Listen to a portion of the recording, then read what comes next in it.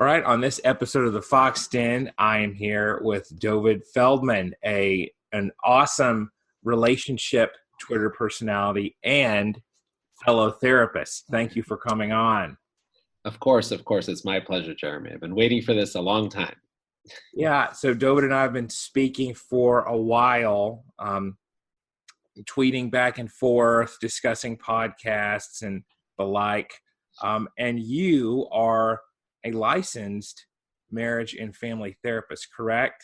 Yes, as well as an LCPC as well. So that's a clinical professional therapist. Yes. Exactly. So, and that's in Illinois. You're based out of Illinois, right? Correct. Okay.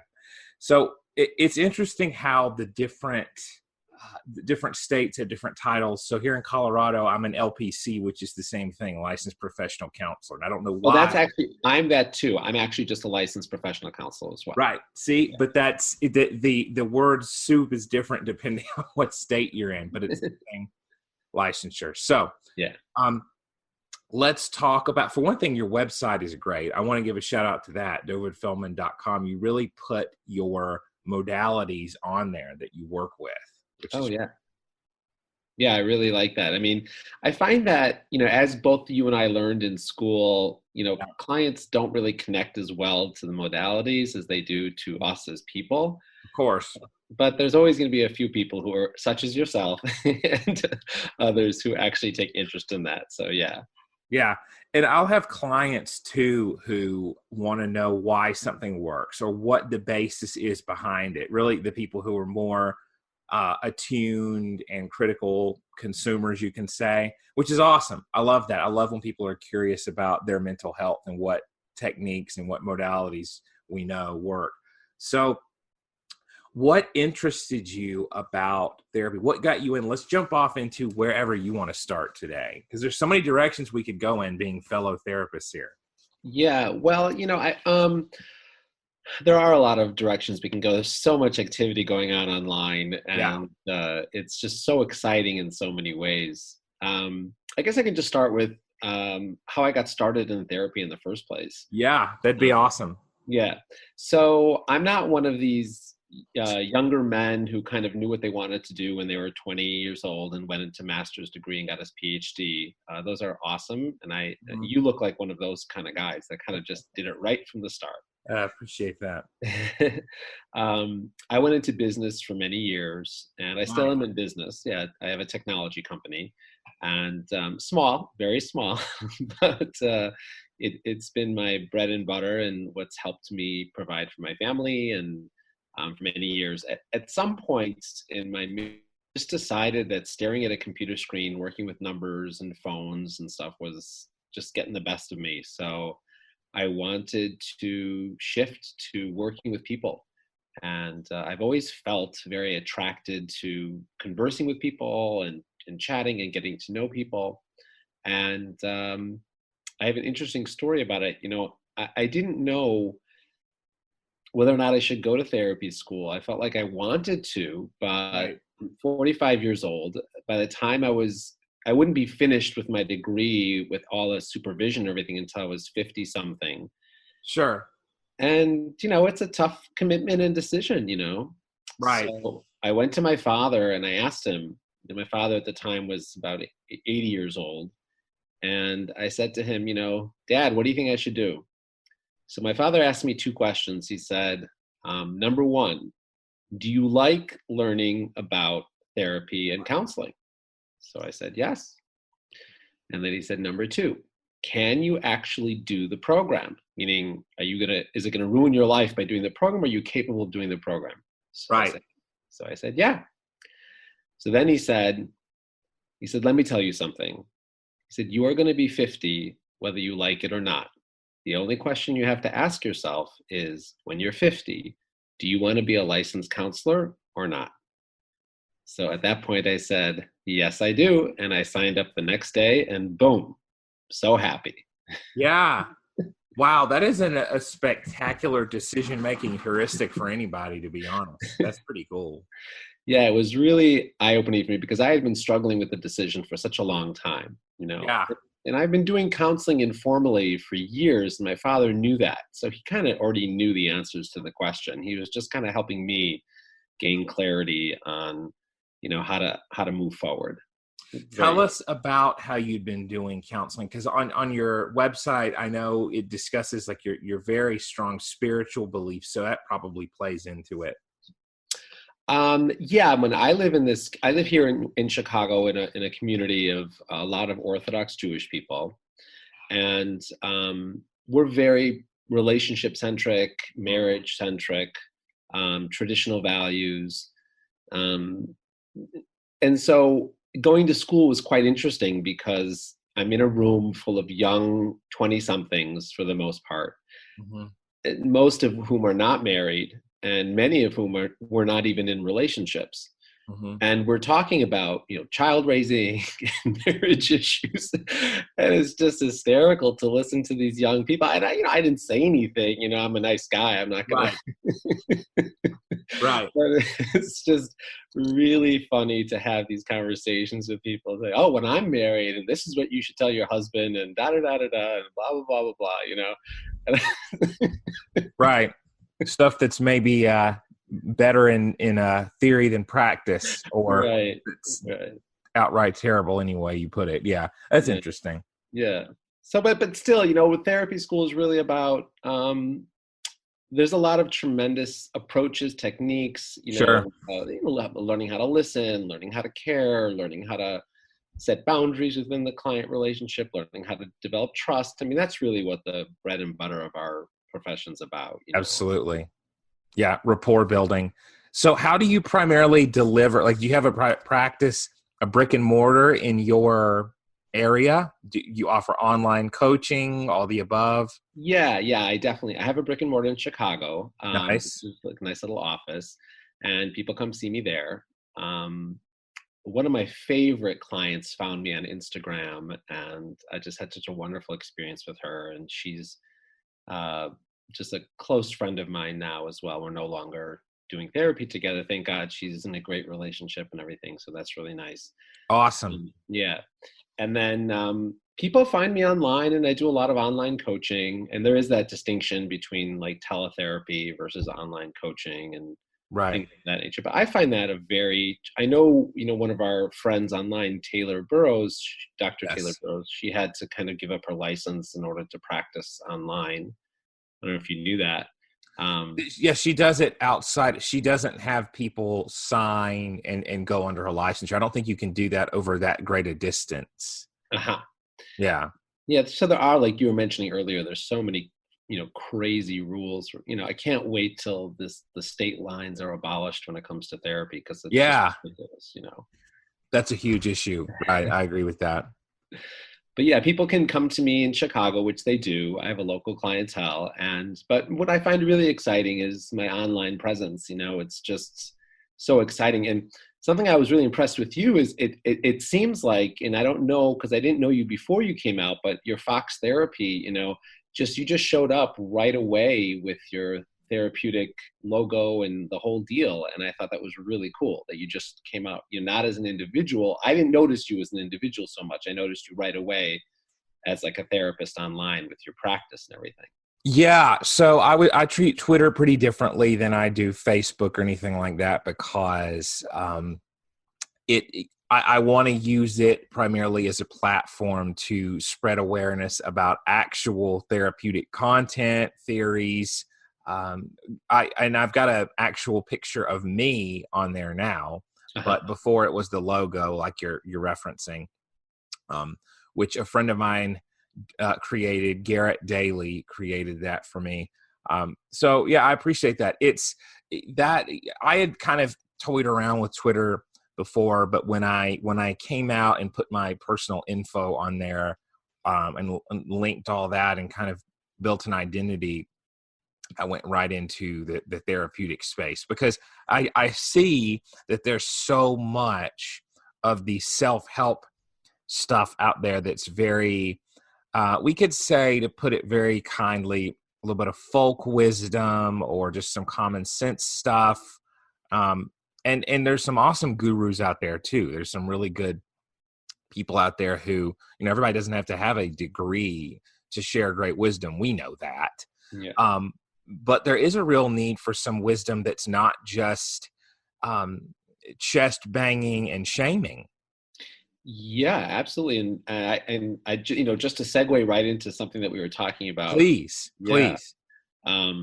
You know, I don't use Twitter over the Sabbath, but it Yes. occurred to me that something must have happened. Some sort of Twitter storm about pornography must have happened on Friday and Saturday. I don't have my finger on how to gauge Twitter trends, but everybody Yeah. seems to be talking about it. So let's talk about it together here. I know what happened. Are you familiar with Roosh V, who is a very controversial pickup artist character? Yes, actually, I am.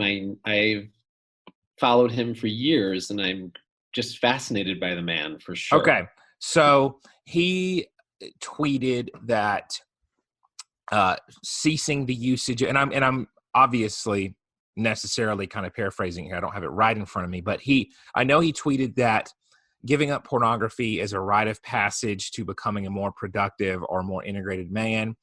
And people took that, and see, here's one of the difficulties with the nature of Twitter is it promotes putting your own spin on something and retweeting it, even if the message itself was pretty complete. So people like to go in and say, well, the real truth is this, just to have something to say, just to get their message shared. Uh-huh. The people saying things like, well, that's not even a rite of passage, that's the bare minimum needed, and you should never look at that. And then other people pushing back, obviously, and saying, well, why do you have to give that up? So, both extremes there. But it became, obviously, and this is one of the nature of the beast too, it became a big trending topic with people carving out their own opinions on it, other Twitter gurus putting things in there about what they think and using it as kind of a platform to get new follows and to carve out their niche further. That's what happened. And you get a lot of stuff on there about Christian, there are a lot of Christian accounts that were going wild with it, saying, well, if this is controversial to you, you need to really examine yourself, which, I mean, if you're in a marriage or relationship or even you're addicted to pornography, I think that's a pretty fair statement.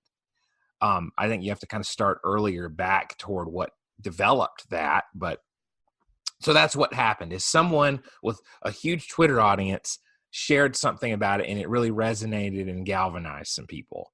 Yeah. And it just exponentially went through, as Twitter trending topics do. Uh-huh.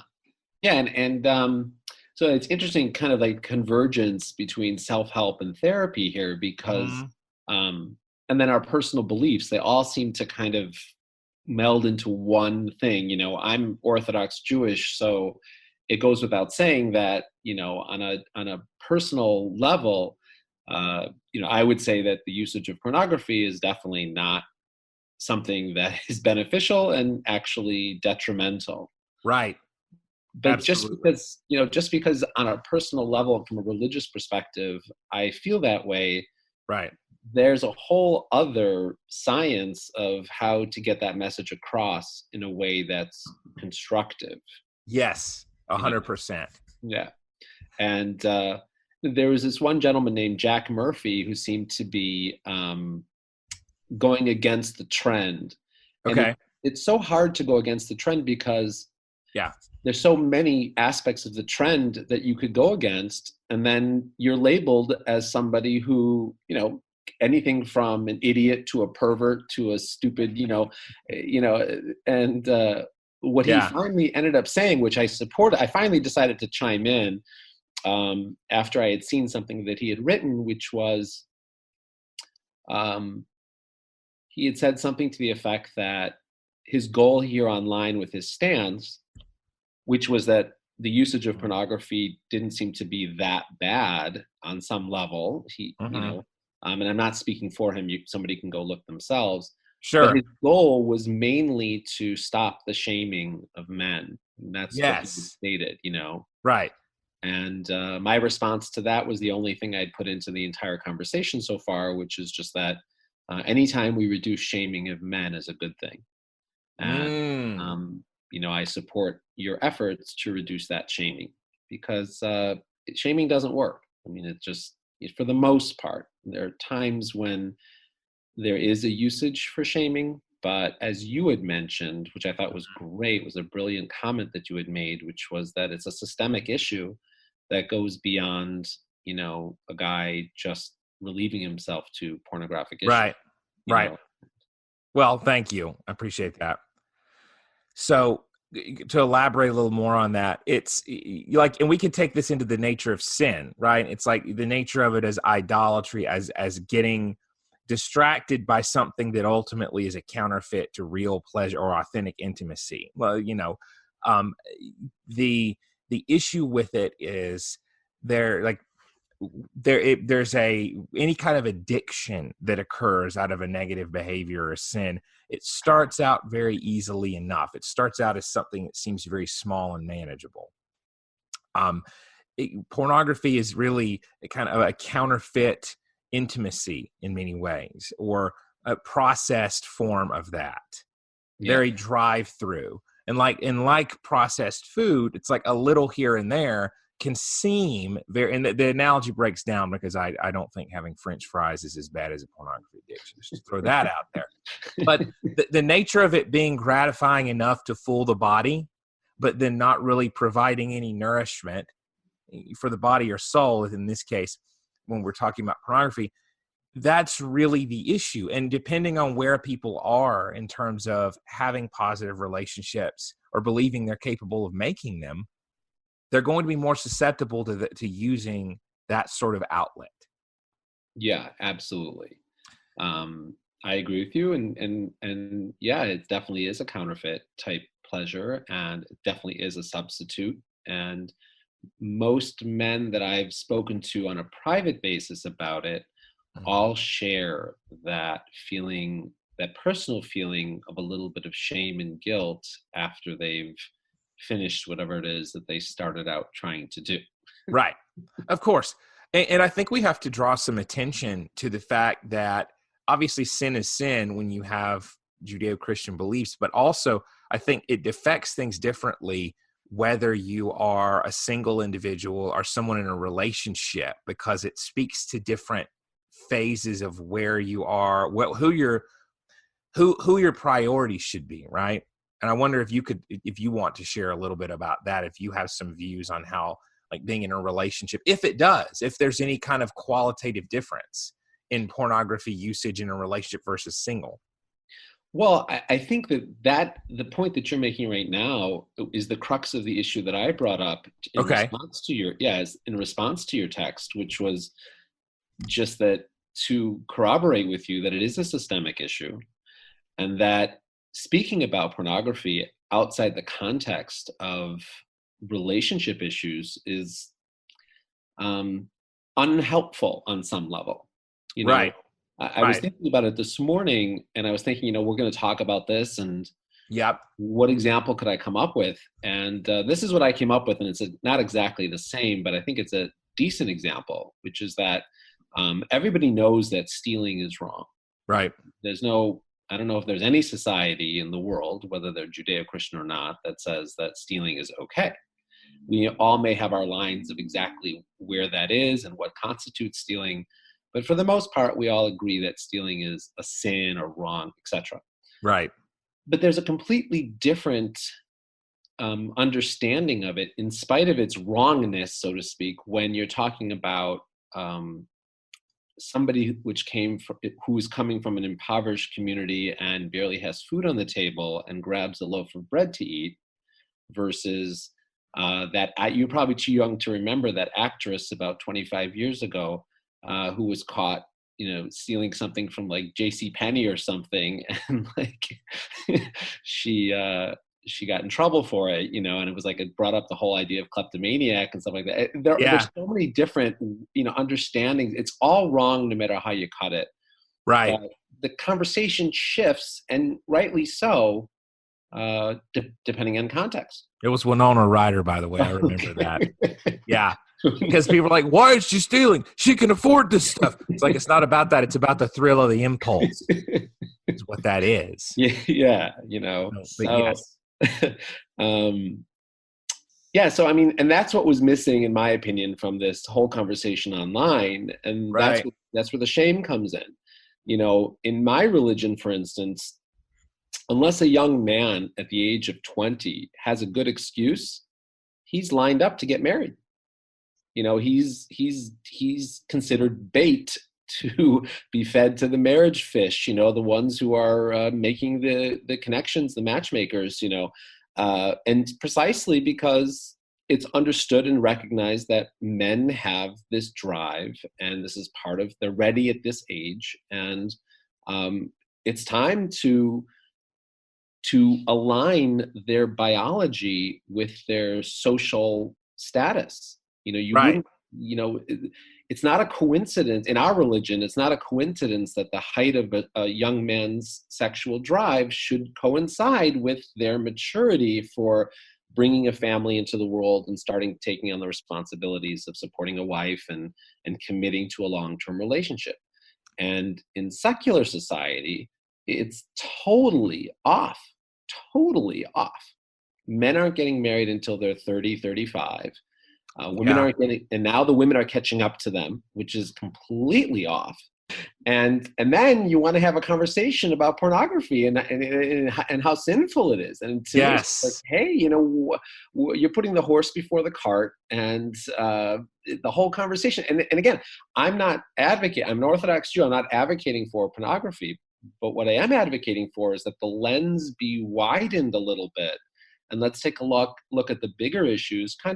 I feel like I was saying, you know, just explaining what you were saying, which is that it's a systemic issue that goes beyond, you know, these negative things that you can say. You're like I saw online.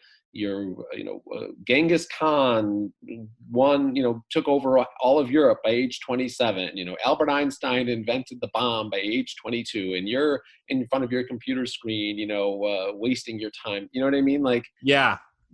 I get that, and it's all true, but it's not apropos to solutionizing the problem. Bingo. Oh my God. Yes, all of that. I completely agree with that. I think it is putting the cart before the horse, 100%. And here's the problem. That stuff, that sort of claptrap, I would call it, that very sensationalistic dialogue lends itself extremely well to Twitter. It's very it's very eye-opening. I mean, it's quite the catching headline to say Genghis Khan did this and you are wasting your seed in front of a computer. Okay, well, again, maybe that's true, but how did these people get to that point? If you want to talk about the similarities and differences of ancient times versus now, I mean, people like there's a real lack of new frontiers. There's a lack. People feel like we know everything. Now, we obviously don't. And those of us in the mental health profession like you and I know we still don't understand a lot about the brain. We're getting there. Yeah.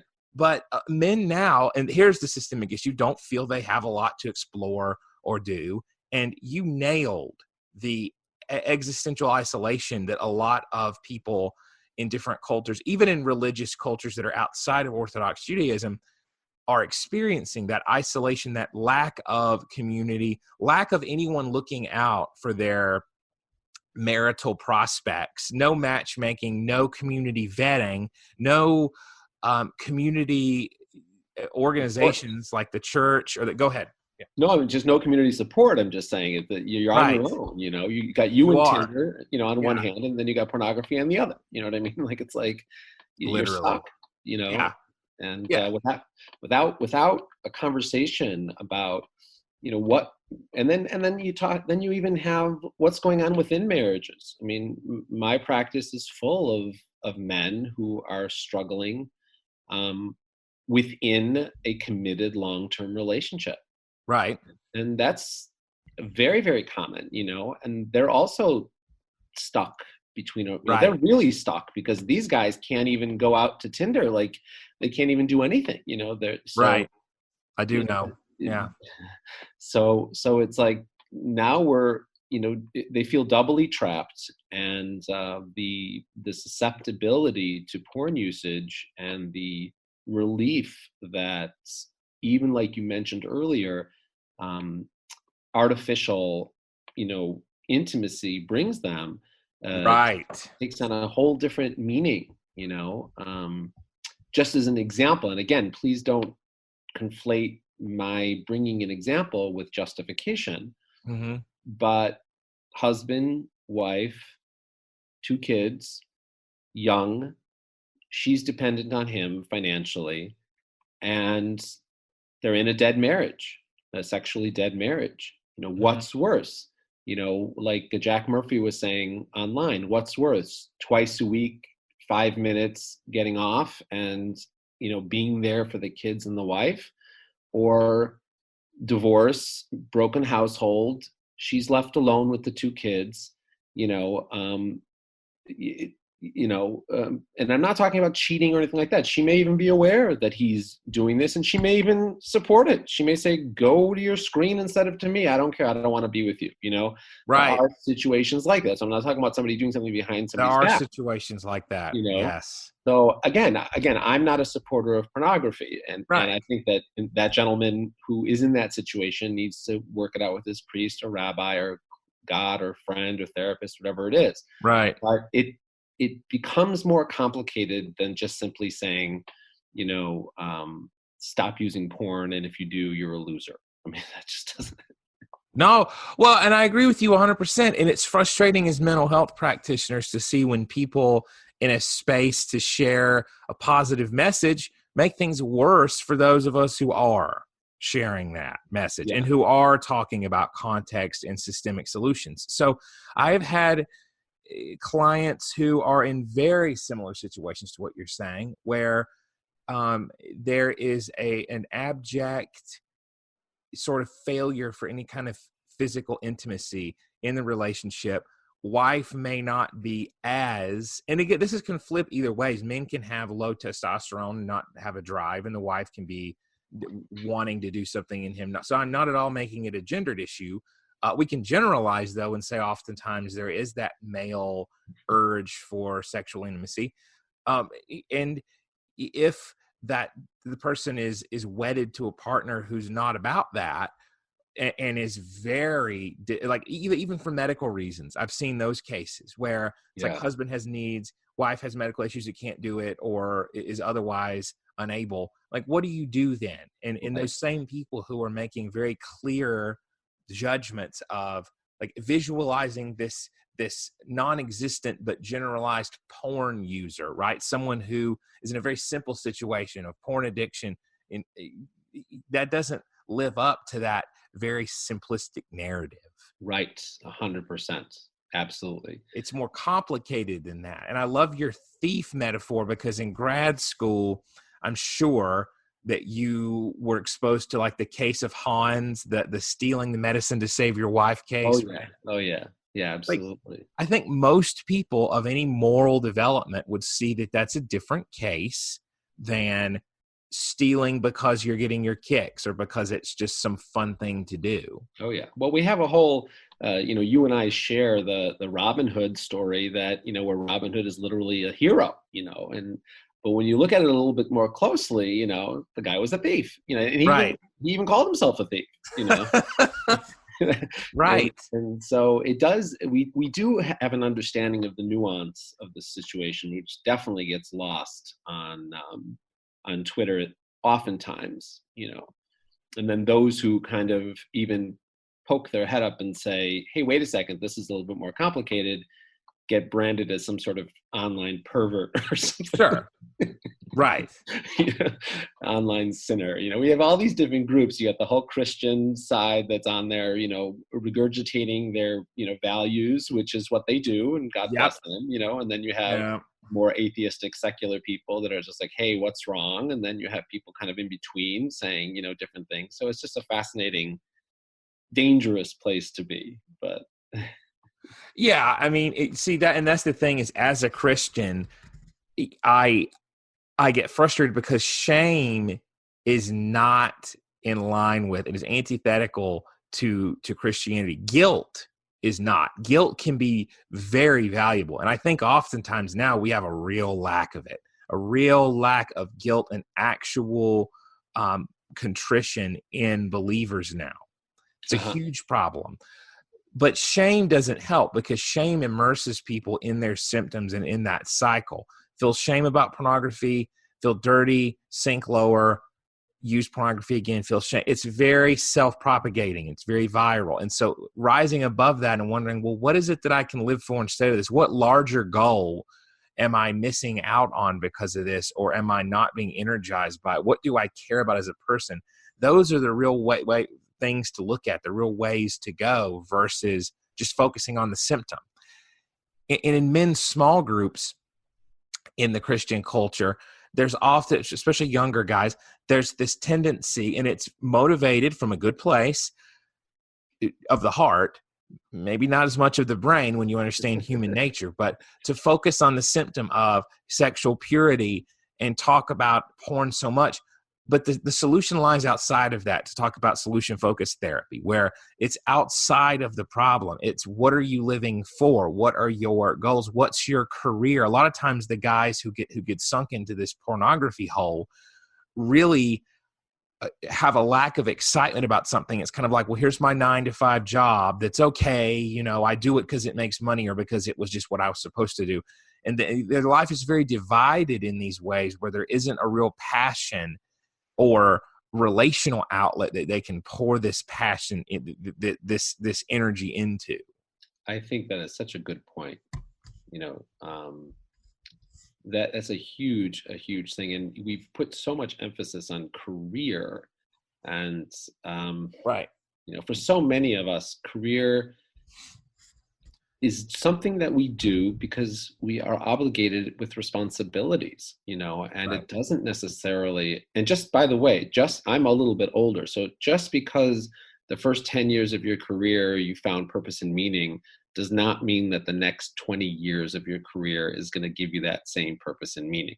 It's very And, important. you know, that's the way it is, even when we talk about marriages, you know, and just to go back to more along the line, you know, of men within context of marriage and the whole story there, Sure. you know, even within, I don't know what the way it is within the church or within your community, and even within the Jewish community, you know, understanding the roles and obligations of a husband and wife within the context of a marriage is also what I consider very weak, and is fraught with pitfalls and opportunities for tremendous sense of loneliness and Mm-hmm. abandonment. And we don't have that. You know, if you were to come out as an individual, forget about a therapist, and just Right. say, you know, it's the husband's obligation to take care of his wife's sexual needs. And if you were to come along and then say it's the woman's obligation to take care of her husband's sexual needs, you know, unless you were speaking in a very small corner of Twitter, you would get in big trouble. Absolutely. Yes. And so we've in many places we've lost that. You know, we can't openly speak about that, and I think that couples don't openly speak about that before they get married. And what ends up happening is that all of a sudden they find themselves in a relationship where, you know, sex is only about, do you feel like it tonight? You know, and I've tweeted several times on Twitter, and I do try to do it once a month, about scheduling sex and the importance of just scheduling your intimacy. I get a lot of pushback on that because people say, oh, well, it's not organic, and it's not, you know, you're not getting her best. And, you know, it ranges from that all the way to, why would you encourage me to be with my husband when I don't feel like it? Isn't that rapey of you? And, you know, I mean, the comments never end, you know. Yeah. But what used to be taken for granted was that my wife is desirous, and therefore it's my job to take care of her physical, emotional needs, and vice versa. My husband has a reasonable, you know, requirement for intimacy, and part of my obligation when I took the ring was to you know, be available to him if possible. You know, just those basic statements are essentially in many situations gone, you know. Yeah, which is weird, because they can still be embedded, or subconsciously, albeit in the, or implicitly in the marriage vows, It's like we still have these vows that's really what they're about, is certain obligations on everyone's end that they're not always in the best mood for. That's the way I want to put it, because I want to be careful to cover all the bases of this is not a misogynistic thing, what you're saying. It's not man-hating, woman-hating, whatever. At this point, you can ask, well, why get married? And some people choose not to, but it's especially relevant if someone wants marriage because of the sort of societal implications of it, and it's a positive thing to do, but then isn't really ready or doesn't care, quite honestly, for the responsibilities that come along with it. Oh yeah. And I'm sure you see that in your practice, since you specialize in a lot of relationship stuff. Yeah, for sure. I mean, people come to me, and I've had many women, specifically women, come to me and say, I'm a disaster in relationships. I ruin everyone that I'm in, and I need somebody to put my head back on my shoulders straight. And I'm coming to you because I want you to screw my head on straight, Right. And it's like, and you and I know as therapists that's totally not our job. I mean, right. Our job is to screw somebody's head on straight. That is like the last thing we're supposed to do. We're supposed to, I mean, whether you're Carl Rogers, which basically just says back whatever the other person said to them, or you're, you kind of just allow them to, you reflect them, or you just try to model a trusting relationship. But the last thing we're supposed to do is give advice, bingo. And yet so many people need it. So it's kind of like, it's an interesting place to be, because you're kind of like, okay, we don't need to see each other more than once. I'll just give you a list of the 10 things you are totally screwing up on right now. And I promise that if you follow these 10 rules, everything will change. I'd like to say that sometimes, but you can't. You're not allowed to. And that's not really helpful in the long run anyway. But what, to tell somebody not to come back? Yeah. Yeah, right. I'm just saying, like, to give them advice and give them a list of these are the 10 things you need to do. You kind of have to allow them to work through their own awakening, so to speak, which is part of the fun of what we do, is kind of watch clients take a little bit of a direction and then go with it, change, you see results, and then they move on from there. But yeah, I definitely see that the women come in my particular practice, and men come in with problems, which I have to kind of work with them on seeing themselves in a different light, which is really important. Yes. And then I found that for me, the women are much more direct. They're just like, tell me what I'm doing wrong, which is a little different. I don't know about you. Do you see that same thing, or is it different by you? Yeah, I see a lot of people who will come in initially with that idea of, oh, screw my head on straight. It's very interesting, because helping people to understand that mental health is a process versus a one-time putting their head on, so to speak, is part of the work itself. Right. That mental health is really a lot of maintenance work versus a one-time decision. It's a decision every day. And barring major thought disorders like schizophrenia, it's something that everyone, like that, regardless of medication, you can make decisions toward every day. And it's way more complicated than a pill or a biological predisposition. Even stuff like depression that runs in a family, or anxiety, very, very psychological elements to that, and not just medical. Not just chemical imbalance. So for people identifying with their symptoms too much, saying, well, I can't get through this disorder. Well, what disorder is it? Social anxiety. Okay. Well, let's talk about that. Let's talk about how that's a man-made diagnosis that does explain symptoms and things that are happening, but that you can surpass that. You can desensitize that with EMDR, with in-person desensitization. So yeah, the honesty thing, oftentimes what I'll see, I don't really specialize in relationship therapy, which is why it's awesome to have you on. I've done couples work, relationship work, family work before. I love to work with trauma and with desensitizing trauma using EMDR, that kind of stuff. So if I get a lot of guys who come in for individual therapy, and they'll be referred in by their wives and say, well, tell me what to do to fix this. And it's like, okay, well, what do you think's the issue? I don't know. She said I have a problem. Like, well, this isn't going to work because she's not here right now. So we need to talk about what you want and what you're seeing as an issue. Yes. Do you Yeah. see any of that ever where it's like, Oh, yeah. okay. Yeah, for sure. I mean, Yeah. it's like, I find that a lot of times men just, they come in with the problem statement, and Yeah. their mind, just like your mind, we immediately go to fix it, Bingo. Yes. but we don't see our own problems. So what we're trying to do is we're trying to fix the situation, not ourselves. Right. And that's cool. Like that oftentimes works. I always share that video. Once a month I share that video. It's not about the nail, where that woman has Yes. that. Yeah. So, but a lot of times the men come in, and through the work that we do together, they learn to see themselves in a different light.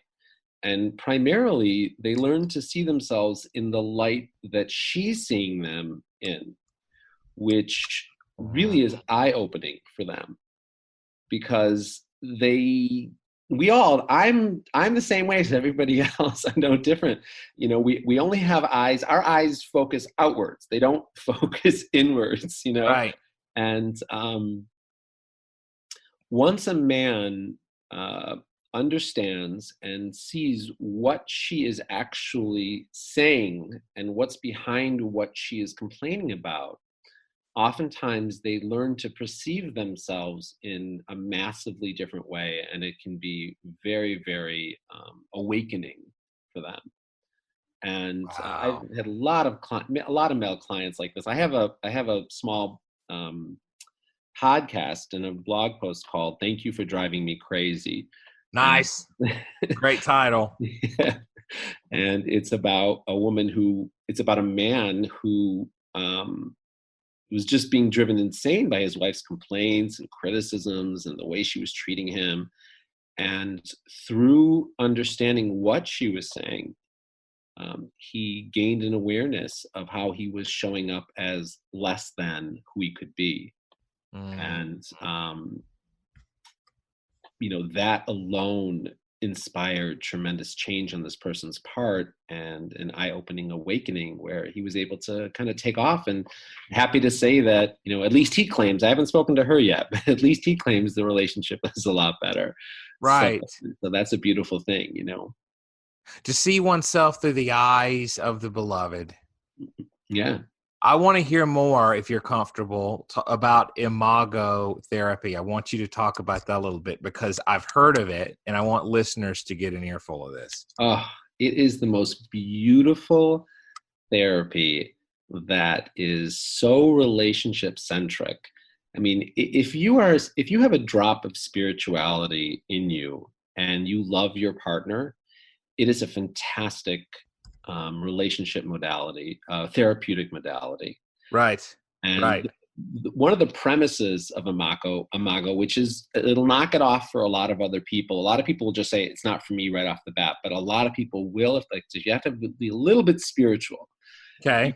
Because the premise behind Imago is that we choose our partners for a soul-based reason. Okay. And that reason, and of course you can explain it through, the ego and the id, and through some more of the psychoanalytic approaches as well. But it primarily has its foundations that in a spiritual connection, that I'm choosing you because you can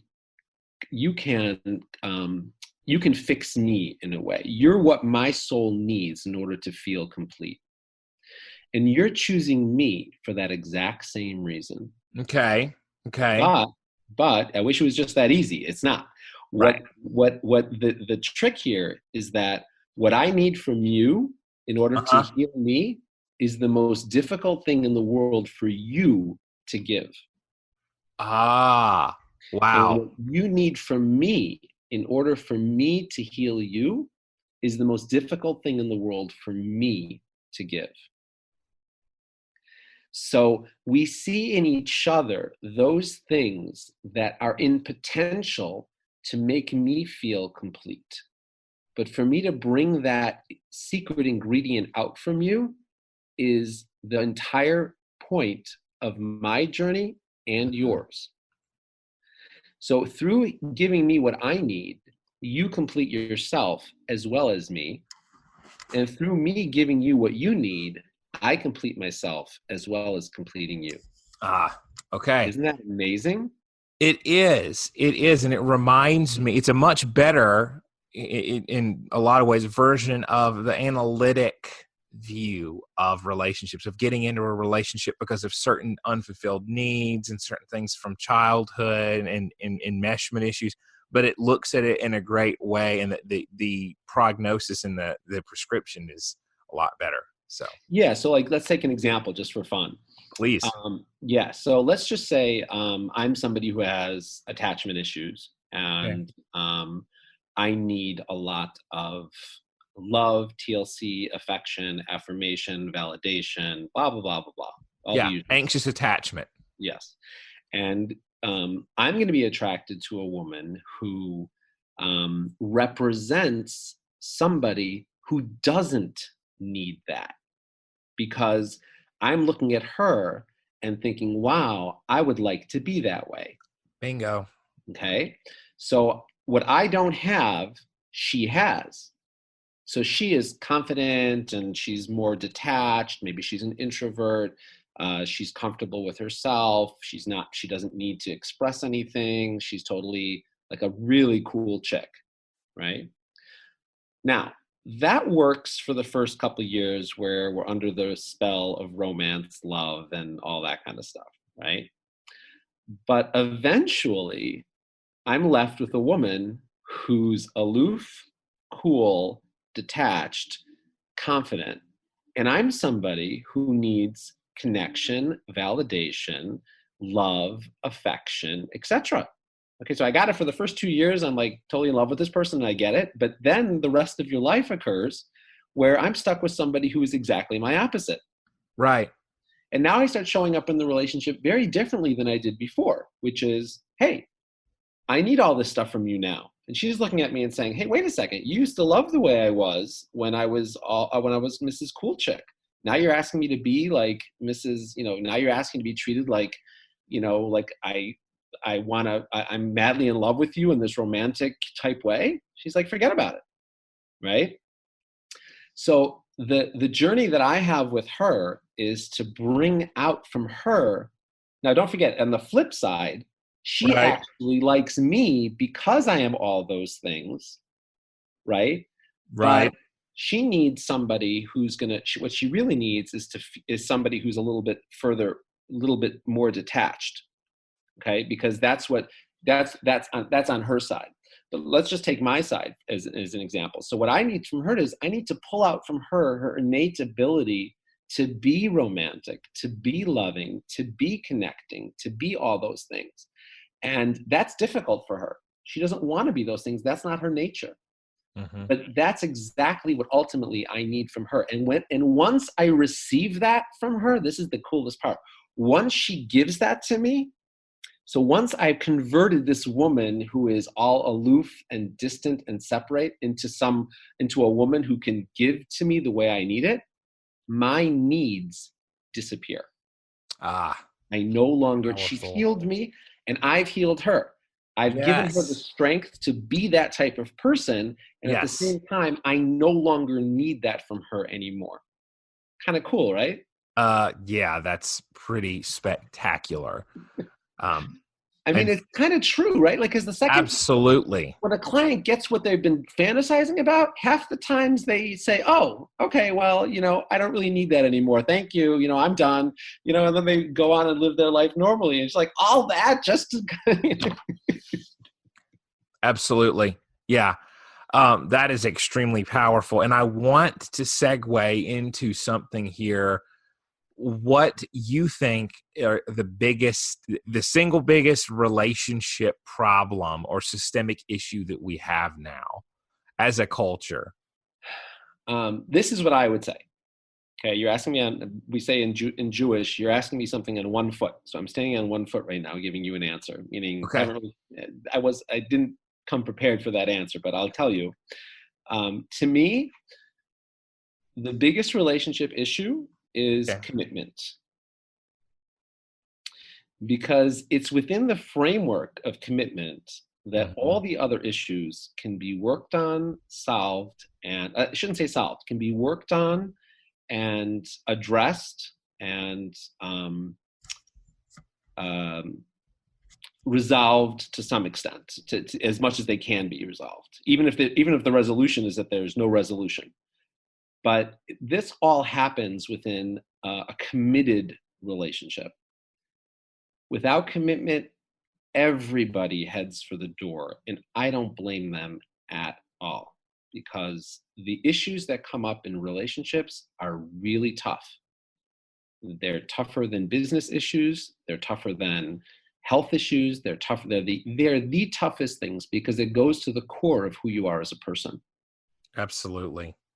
And these issues, in my opinion, and I've stated this online, these issues cannot be solved outside of a committed. You cannot become the person that you are, I don't want to use the word destined to be, but capable of being outside of a committed relationship.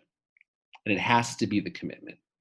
Because when there's nowhere else to go, when you're not in it for the long haul, then that's the point at which you say, okay, I have to solve this problem. I have to shift. I have to change. I have to learn. I have to become somebody different. And that only occurs through commitment. I don't know. What do you think? I think that's a spectacular answer, because we can extrapolate from that. We can say that people have commitment problems in relationships. They have it in career. They have it. I mean, we live in a very schizophrenic, scattered culture where we have a lot of activity going on at any given time, and just are crowded by many different voices telling us to be and do different things. Yeah. We're told, don't be silly and get in a relationship before figuring out your career. We're told, well, but you need to get in a relationship before getting in a career if you want to, because you're not going to have time in a career. We're told a lot of different conflicting things. And we see examples of people who get into relationships before maybe getting an education, and how sometimes that can affect earning potential if they've got no career stuff. So having a bunch of kids really young versus waiting and not pulling the trigger, not getting in anything. It's a lot of different narratives. But the big thread of intentional commitment is not there. There's not really a stress on that, because, to be quite honest, that doesn't sell always. Commitment, that word, people, yeah, exactly. I mean, it doesn't put on a different hat, be who you want today. It's okay. That is a message that has become very pervasive, and we're just now discovering isn't really sustainable. I would agree with that, and it lowers the bar for everybody, because whether it's your career, or whether it's your family, or whether it's your relationship with your children, even today as a family therapist, you see people who, are willing to destroy their relationship with their husband or with their wife, in spite of the ramification it has to the kids, and yes. And I'm not commenting on anybody's particular situation. They're always, as a Jew, I like to walk around saying that Judaism invented divorce. This is our invention to the world. So I'm not anti-divorce. We have a whole contractual tractate in our Gemara, in our Talmud, about divorce and the rules about divorce. It's a very respectful process, and it's something which is encouraged in certain circumstances, but it's always accompanied with a little bit of a heartbreak, for sure. Of course. Yeah. But it's not that I in any way look down upon anybody who chose that path and did that, for sure. What I'm talking about now is just the social, like you were talking about, the social, the lack of a value-laden understanding of the ramifications of what that does, and where people, like you mentioned, are willing to put, let's just say, career above their marriage, or above their family, or above their kids, or Right. earning potential, or other, where they want to live, or all these other things. It's almost as if family values have been shuffled like a deck of cards, and you just get to choose whichever card you want to say, this is my new priority. But Absolutely. it Right. doesn't work. Uh, yeah. Well, and people sometimes have to come to that understanding on their own, because, and I would say my answer for what the biggest, so I would say that commitment is a huge issue. I would say that narcissism or selfishness is another absolutely enormous one. Because there is a fear of someone kind of getting over on you, someone taking advantage of you, your needs always matter the most, just a very heavy ego investment, very heavy id energy and importance of getting your gratification met at all times and all way. I mean, that's very burdensome to the individual anyway. Oh, yeah. It's such a, and it gets into the pornography addiction of satisfying and pleasing ourselves to death. But that's not the only problem. That's what we're to go back to that. There's the narcissistic obsession with likes, with looking great, with comparing oneself. And that is a lot more multifaceted than a kind of transactional pornographic process that we can point to. But yeah. No, yeah, I mean, 100%, and it's different when I was a child. There was movie stars, and there was always all that kind of stuff. Right. But one thing that I would say is interestingly different is that, as a regular citizen, as a regular person, we had no access, very, very, very little access to the life of a movie star. All we did is we saw them on the screen. So yeah, we could fantasize about how neat it's kind of cool to be famous and stuff like that, but we didn't have an inside view. There was no one like the movie story or whatever, that came much later, where people would walk around and follow film stars and stuff like that. And there were tabloids and stuff, but for the most part, my only access to anything having to do with, Clark Gable or, or any of these, and he was before my time, but even to say John Travolta. Gone with the Wind. Yes, yeah. John Travolta. Let's say John Travolta is more my era. It was like see him on whatever that sitcom was that he was on when he was a young man, and Welcome Back, Kotter. Welcome Back, Kotter, and in a couple movies here and there. That's all I knew about it. And today it's so different because we literally sit there drooling over every single motion and every single success and the movie reel and the highlight reel of all these celebrities. And yes, how did I can't imagine how that affects young. And now it's expanded to YouTube and to every celebrity on YouTube that's out there. All these incredible people who are all doing amazing things. Casey Neistat and all these different people. And the young people of today, they don't just see somebody famous. They see a lifestyle, a way of being, an entire package. And I don't blame them at all for wanting that more than anything. Right. That's their complete focus. Right. What a wonderful way of describing that.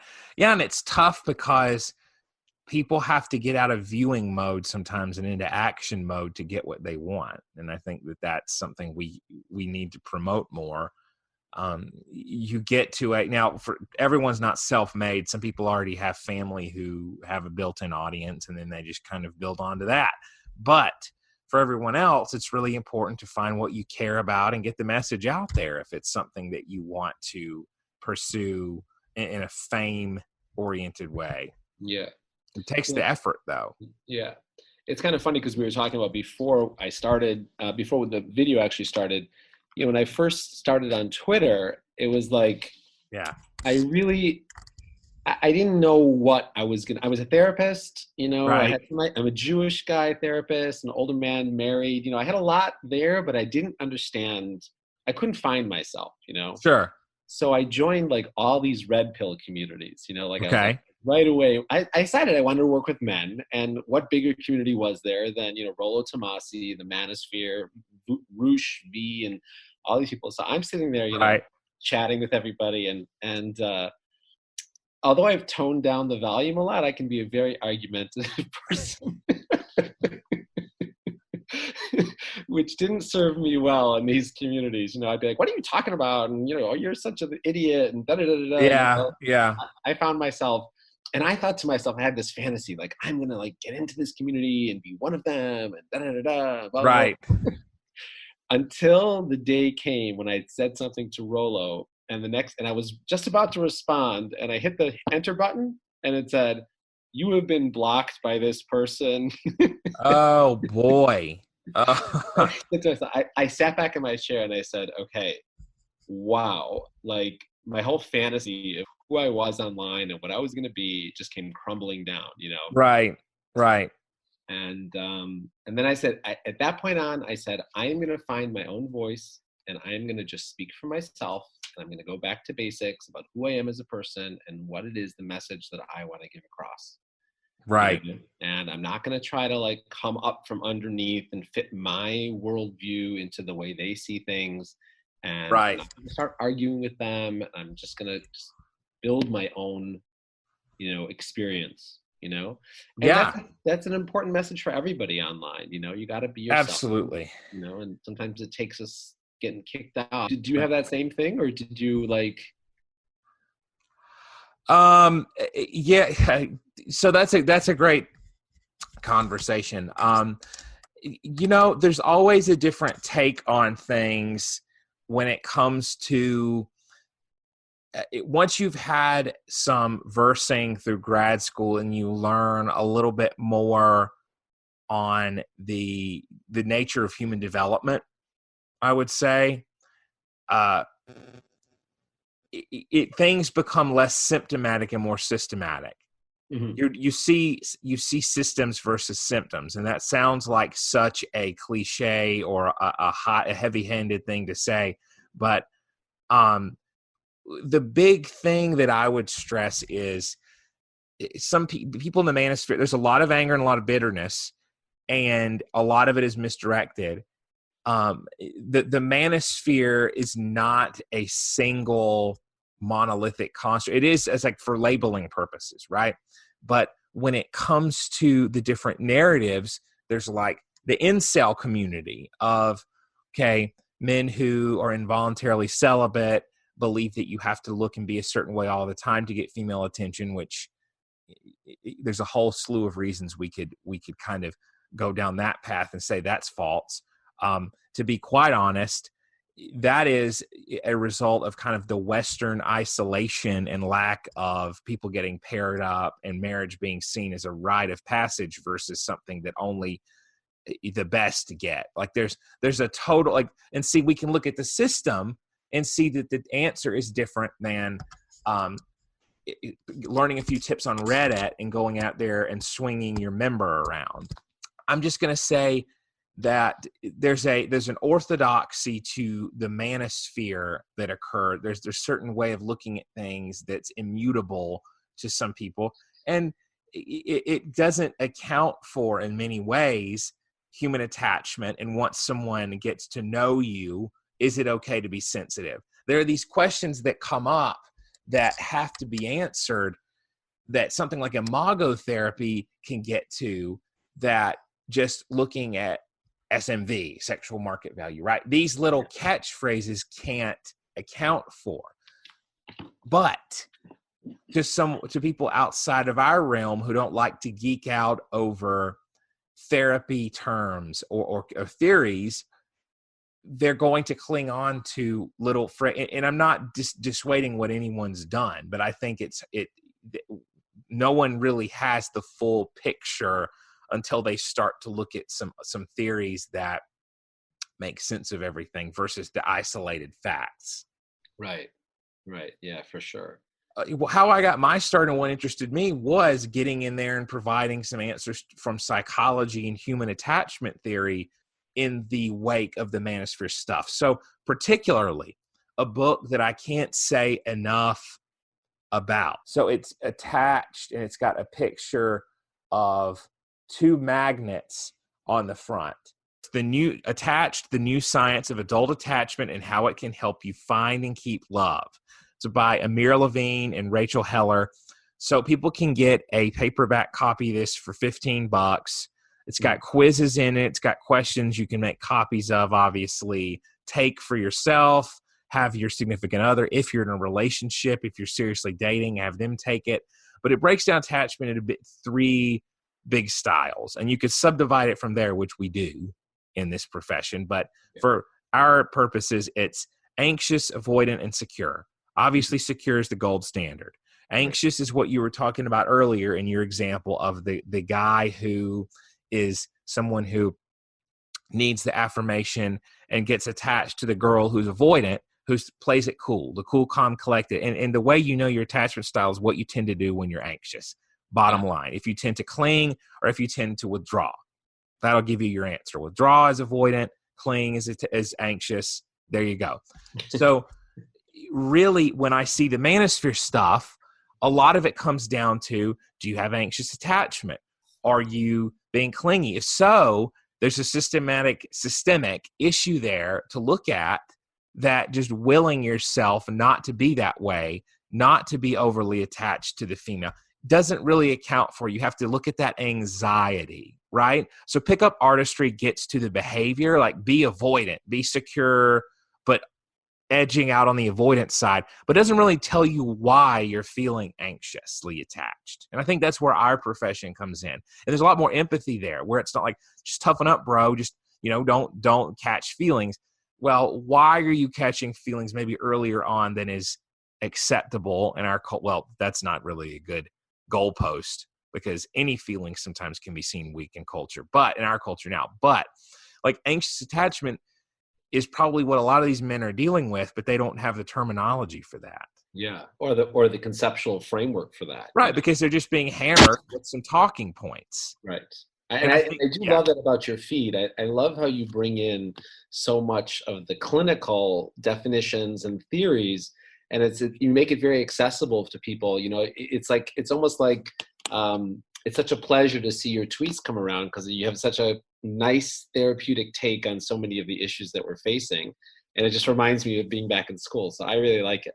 Well, I really appreciate that. I'm flattered. And that's kind of my identity. That is something I noticed wanting to do right away, because I would see tweets from different figures of the manosphere and think, oh, we have a term for that. There's a term for this. It's anxious attachment. It's needing to get approval externally to feel safe. And it comes from a sort of upbringing of intermittent reinforcement, and knowing that mommy will give you attention if you do something, but then not if you do. Like, there's all these reasons that we have that people aren't connecting because they don't have the training. There's nothing. I mean, everyone can't go to school for this, and everyone shouldn't, by the way, that's for sure. But there's a lot of good content out there that's not connected to a moral or ethical scientific background. So that's more my thing, is like, well, let's look at why this is something that is the way it is, and more importantly, how we can change it. So let me ask you a question. I know this is your podcast, but I want to ask you a question. Do you pick up clients from that sphere where you're able to work with them and actually bring them to a healthier understanding of where their dilemmas, perhaps, or the symptoms, as you say, stem from? Like, is that part of your... That is a really great question. So right now, I will have people outreach me and ask about EMDR and trauma work when I tweet about that. And I will usually, some of that stuff, I'll say, well, look at the EMDRIA, look at the EMDR International Association website, type in your zip code, find a therapist near you. It's really that simple for that stuff, for the heavy lifting that's more like you need someone there with you.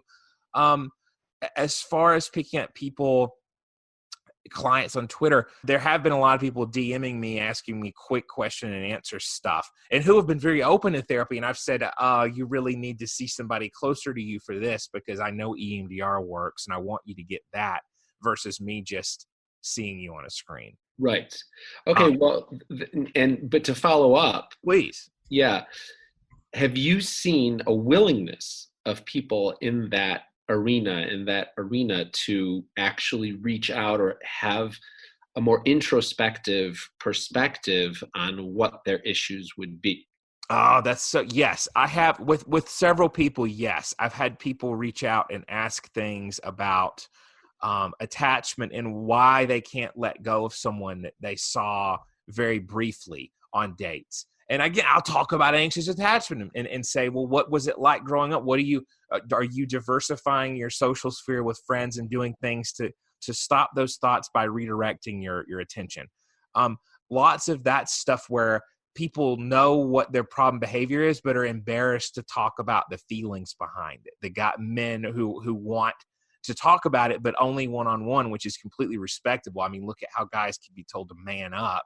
Oh yeah. Somehow that's still acceptable when they're told also they're beaten over the head with, express your emotions, except if we're arguing, then I'll beat you over the head with them. It's a whole other problem. But yeah, I've seen a willingness to, in direct message and in a private way, do that. Have you? What are your thoughts? I mean, a lot of times people don't, they won't even know that I have any knowledge of the manosphere at all. Cause I don't show up with that anymore, Right. And then they'll kind of like sneak it in. Well, have you ever heard of this guy? Have you ever heard of that guy? And I'm like, yeah, I've heard of them, Yeah. I don't share with them the whole story. Right. But yeah, I do. I kind of look at them as like manosphere refugees, Yes. Yes. Guys who are kind of toyed around in that arena and then have had some success, because I do believe that there's a lot of, I know it sounds a little strange, but I mentioned this just the other day on Twitter. I don't begrudge any man for going through what's commonly known as red pill rage. I don't begrudge any man who experiences that.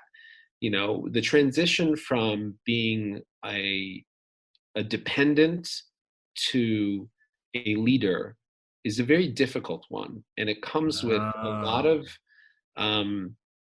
a lot of unspoken lessons that are very painful for many, many men.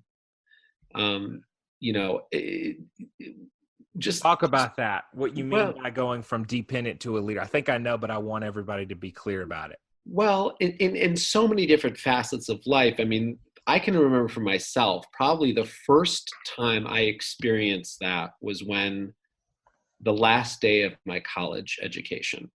On the last day, I walked out of my university and I realized on some level, it's up to me now. I'm on my own. Yeah. And it's like, holy cow. Like, nobody told me that up till now was just a prep for the rest of my life. I thought that this is the way I was going to be coddled, just like I was in university, and some imaginary loan that I took out and who knows what. And it's just kind of like, this is going to be, and all of a sudden you walk out of those doors, you close your dorm room for the last time and you head home and it's all up to you. And that transition is a huge one for men. Getting fired for the first time, all of a sudden realizing that there's there are consequences to your behaviors that and it's real, you're not going back home to mommy. There's a rent bill to pay, Right. Break up in relationships and being accused of being the bad guy, which is right. I hate to say it, I'm a marriage counselor. It's part of what it means to be a man if you want to have a happy family, happy life. And I didn't say happy wife. I said a happy life. Okay. There's a certain level of responsibility that you have to take on. And we're not trained that way. We're not told that the world is on our shoulders, and when a man realizes that all of this stuff is up to him and that there's, what the fantasy that he had been living up to this moment in time is over. Right. He gets pissed off. There's anger there. There's right. His dreams of what he thought life was like is coming to a crashing halt. And right. He doesn't understand what's going on around him and why is this fair? And, how do I make sense of this? And blah, blah, blah, blah, blah. I mean, I can go on and on and on, but, especially within the gender dynamics, it's you see it even more because it's much more subtle. You were talking about narcissism before and dealing with a critical wife or a critical spouse or failing your wife or failing your spouse, or there's just a million reasons why a guy the transition from boyhood to manhood comes along with so much angst and anger. Yes. I feel like the red pill community captured a lot of those men and is in many ways trying to help them deal with that, explain it, and in some ways turn it around. Yeah, I really want to add that men are falling through the cracks, essentially there's this narrative that men and boys are born confident and they just need, like, they just have to have the bare minimum and they'll be confident. And women need empowerment, but not men. And I think a lot of mainstream counselors are actually now recognizing that that's problematic on the left and right of the political aisle. But I will say that sort of narrative, so what you just described of men having a cruel awakening, comes from not getting any kind of prep on what to expect in life if you want a great outcome, if you want to be successful. You're kind of told, just do this and you'll get whatever you need. Just, be yourself and you got to be your best self. You got to bring something to the table, literally and figuratively. High school in sometime, college in sometime. Yeah, 100%, and, and it's the constant bearing of weight on a man's shoulders. Yes. Without the proper perspective. Yes. Brings anger, confusion, bitterness, weakness. It brings all those different things. One of my favorite games that I decided to do after I got blocked by everybody in the Red Pill community was to, and this is one of the reasons why I got blocked, was to try to turn what they were looking at as a pathological feminine character trait and try to turn that around to show the positivity there. People didn't like that, and that's okay. I'm not for everybody, and that's fine. What was can you give an example of that? Yeah, just like the complaining woman, just like the nagging girlfriend, the woman who's never satisfied with you. I don't know if that's called it's been a while, but maybe the hypergamous girlfriend, or a woman's constant drive for you to be better than who you are. Right. Okay. Yes. Never satisfied. Yep. And I like to say that that's a good thing. Like, a woman was, and then it even fits in with my religion, although that's not the source of my point, that, right. Women were created by God to actually, kick men in the rear end to be better men. That was their original purpose. And that's what they do. They're really, really good at it.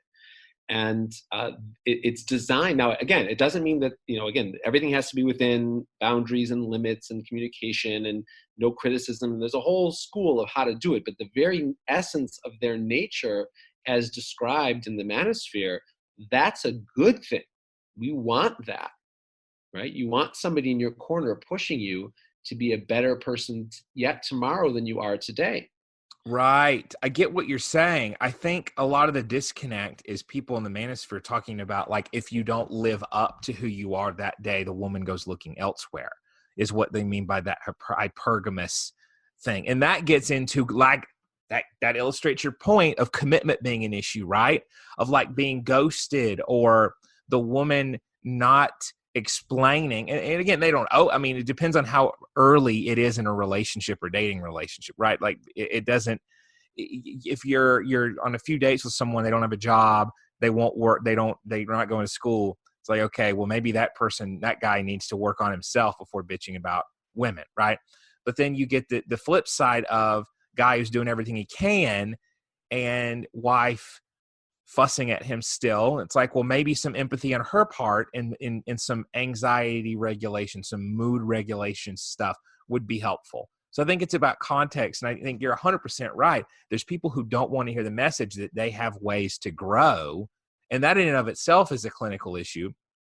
But there's also the issue of anyone, male or female, has to, if they really care about their partner, will give them a chance to improve or will be there with them through it. Yes, I agree with you 100%. That's got to happen. So I think that we get the manosphere as a radical reaction to perceived ills and feminism, and it's the pendulum swing, right? And it's a lot of these men are picked up by some of the radical elements of the manosphere because they're not hearing the message of male confidence from mainstream therapy, because some therapists may be afraid to be misperceived. And I try to make sure to say, okay, this is not a misogynistic point.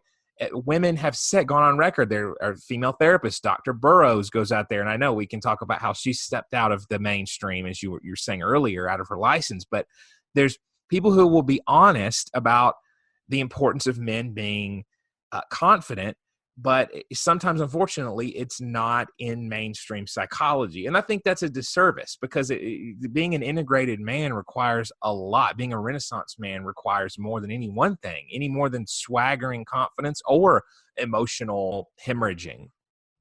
Yeah, 100%. And it's just it is interesting what you said, because I did get hit up by several clients from the West Coast. And I was just like, they're like, where are you located? I said, the Midwest. And they're like, okay. And I was just, I always ask, like, how did you hear about me and stuff? And some of them said to me, I can't actually find a therapist around here with whom I can speak to about these issues in a way that's going to resonate with me. And they said, and if I tell the therapist that this is my problem, they will shame me for it. So it is an interesting dilemma that that men aren't being addressed in ways that make them feel masculine, and that highlight that the natural masculinity that they have, and instead they find themselves in the therapeutic office with somebody who touts the line that that they should become more amicable to a feminine perspective, and they don't like that. Right. Well, that's an absolutely serious issue of what kind of narrative. I mean, or is someone being given an ideological position versus a sort of, is that what's going on from the therapist? Because there are ways to be totally egalitarian and still talk about men's issues. And that's what the APA standards, I think, were geared toward. Whatever people's views are on those, about the masculinity competencies, I think it's good that they're talking about men. I mean, and I've gone on record as saying that let's appreciate that versus tearing it down. But we can make modifications to it and talk about disagreements, but at least that's something that's being discussed. Yeah. And then, back to what you were referring to earlier within the manosphere, I like the goal that you set out to achieve, which is to kind of bring a higher level perspective to some of the symptoms that the men complain about. Yes. Because when you say your piece and you inform people that there's a systemic issue, right, then they can actually do something about it that they can control. Meaning, yes, you can't they can control do a woman, something, but you can control yourself. And, right. And understanding that perhaps the way I'm showing up in the relationship is causing her to be hypergamous on some level, or to exercise her hypergamy, all of a sudden allows men to, take a look inside, and instead of complaining about it, live up to their potential as men, and, take it from there. Yeah, that's such an important point, that people have to look at the solutions. I'm such a fan of solution-focused therapy. I think that it can be a little surface level sometimes, like, let's rank the problem behavior. Let's look at that. But the ideology of it, that we need to put problems in solution terms. When is it not an issue? Oh, how about when are you not interested in pornography? Is there ever a time when you're looking at something else? Oh, wow. Let's flip it around. I mean, let's look at solutions. Let's look at also what people's attachment history is like, because that gives a lot of evidence for where they're going, unless they have some sort of major change, which therapy can provide. Good self-work, working on your own attachment system and anxiety symptoms. But without solutions, it's just clever tweets that people are throwing out there. Right. And I actually like to do the clever tweets, because those are fun. Yeah, they're fun, and they and they inspire a lot of chatting and conversation. And that's where you get to the gold. You throw something out there, Yes. and Yeah. who's really good at that? Rachel Bach is really good at that. She just tosses bombs out there, and people seem to flock to her little queries that she puts out there, perspectives, which I love. It's such a Yes. yeah. And it's just really nice. I really appreciate all. Sometimes I get up from a day on Twitter and I say to my wife, I know that there's a billion people using this platform, but for some reason I'm only really talking to about 2,000 of them. Where is everybody else? Yeah. And I think we've carved out a nice little space for ourselves out there. With kind people and good characters and with controversial topics, but with decency and respect. I really Yeah. There you go. As we near our conclusion here, I want to ask you the Fox Den question of what 3 people, living or dead, would you want to meet if you could? Oh, awesome. That's a great question. So the first one would be my Rebbe, the Lubavitcher Rebbe. I would love to have a one-on-one, face-to-face conversation with him, because he was the greatest man that I've ever studied or heard from or learned about, my rabbi. So I would love to meet him. That would be number 1. Okay. Number 2, probably I would love to have met the founding fathers of the United States. I feel like there was something magical about what they had and how they had the courage to really create something brand new. I mean, talk about, and we look at Steve Jobs and say, wow, he revolutionized the world. But do we look at Thomas Jefferson in the same way today? Do we realize how much he revolutionized the world? I mean, he completely changed society as we know it. And of course, there's always different perspectives on the things that he did and didn't do, but we cannot deny the tremendous impact that he has had on and all of our founding fathers. Let's see. The third person I would have liked to have met, probably somebody in the therapeutic field. Back in the day. I know who. You may know. You know who this person is, but Adler. Do you remember Alfred Adler? Alfred Adler, Adlerian therapy. Yes, of course. He was, to me, what a rebel. I mean, he was a student of Freud, and the guy was just like, I'm not buying into all this stuff, and I'm going to have my own way. And he really felt that meaning and connection with other people was like the core of all of our social interest. Yeah, sense of self. And I've always had such an attachment to him and a deep respect for his courage and his ability to really take therapy and the mind and really bring it to the next level. So those would be my 3 top, just standing here without having prepared for the question. Yeah. Well, I like to ask people when they're not ready for it, because you get some great off the dome answers. Yeah. So tell our listeners where they can find you, where you'd like them to find your awesome counseling business. Sure. Well, the funnest place to find me is on Twitter, of course, and it's just at my first name, last name, at Dovid Feldman. That's where all the action is. That's where I can get to know you, and right. we can connect. So I really love people. I love to connect with the people who are with me on Twitter, and I have good, warm relationships with everybody that's there. Yes. I have some really interesting blog posts on my website at www.dovidfeldman.com. Right. There's a whole library of different topics that people can delve into, a whole set of great different articles on men and women relationships, on fathering, parenting, finding yourself as an individual. There's a lot going on there, as well as opportunities. Right. I have some programs for couples and individuals that you can look at. Yeah. If you want to connect with me there, you can sign up for my email list. And then the third place is, I have my own podcast, which you're going to be a guest on, Jeremy, at some point. Yeah. And that's fun. I have very different style. It's really 10 to 12 minute little clips that you can just listen to in the car. Sure.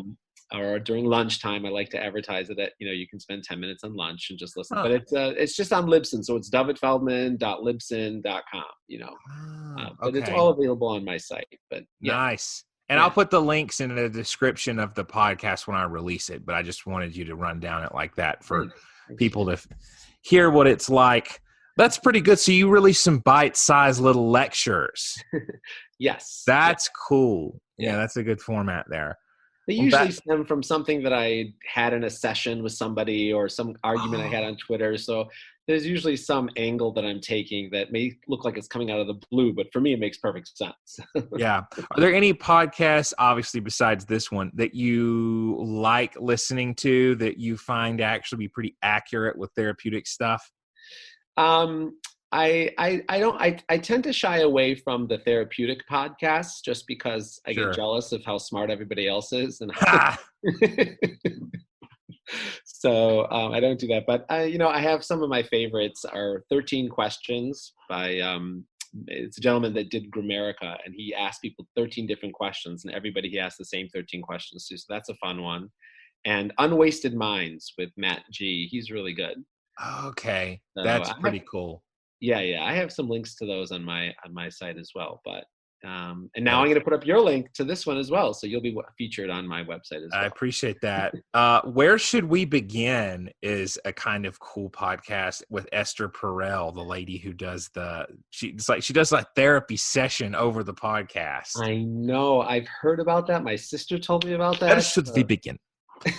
I would like to do that as well, but I have to get the whole legal thing down, because I don't know how if people are willing to expose who they are, or it's all anonymous. I haven't listened to it yet. No, I don't use the names. And I think if you did it, like if you were able to do it and give a discount or something, I don't know what she's doing, but maybe it's something like the life coaching too, where you're like, well, this is kind of an exhibition and it's just going to be for the radio. I don't know. I'm sure there's a way to do it.